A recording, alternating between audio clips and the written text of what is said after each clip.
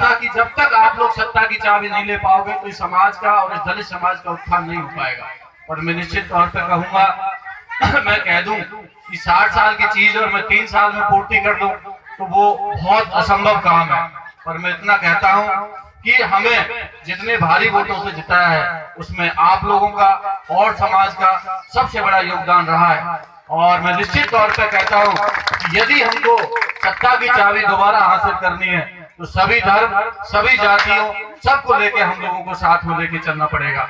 सरकार हमारी नहीं है और सरकार नहीं है उससे कोई फर्क नहीं पड़ता, परंतु मैं इतना जरूर कहूंगा कि जो भारतीय जनता पार्टी की सरकार है वो जो पीछे आरएसएस के मोहन भागवत जी आए, आरएसएस के जो एक प्रवक्ता आए थे जयपुर के अंदर, उन्होंने बहुत विवादित बयान दिया था। बहुत उसको आप लोगों को देखना है कि हम लोग पूर्ण तरह से सत्ता में आए तो संविधान में संशोधन करके आरक्षण को खत्म कर देंगे। ये बात एक बार नहीं, 2 बार नहीं, 3 बार नहीं, पूरे 5 बार दोहराई गई है। और निश्चित तौर पर मैं कहता हूँ मानसिकता देश के अंदर, पूरे देश में जो माहौल बना हुआ है इस टाइम, वो एक आरक्षण के ऊपर तलवार लटकी हुई है। और मैं निश्चित तौर पर कहता हूं कि जिस दिन आरक्षण हम लोगों का खत्म हो गया, ना हम इधर के रहेंगे ना हम उधर के रहेंगे। जो दलित हैं हम दलित ही रह जाएंगे। और जो सरकार की मानसिकता है वो चाहती है कि आर्थिक आधार पर आरक्षण होना चाहिए। आर्थिक आधार पर कभी किसी दलित का भला नहीं हो सकता।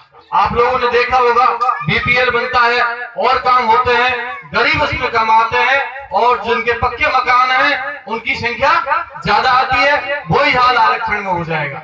निश्चित तौर पर मैं आपसे कहता हूं कि हम लोग हैं, हम ये नहीं कहते कि कांग्रेस पार्टी जब सत्ता में आई, बाबा साहब अम्बेडकर ने जब संविधान बनाया 26 जनवरी 1950 को पंडित जवाहरलाल नेहरू को जो सुपुर्द किया गया, उसके बाद में लाइफ टाइम कोई संविधान में आरक्षण नहीं था। उसमें हर 10 साल, 15 साल, 20 साल उस आरक्षण को बढ़ाने का काम आज 2017 तक किया है। यदि आरक्षण नहीं होता, बाबा साहब अम्बेडकर नहीं होते, आरक्षण में प्रावधान नहीं होता, तो आज भजन लाल जाटव आपके बीच में ना तो विधायक होता और ना ये माइक में हाथ में होते मैं आपके बीच में बोल पाता।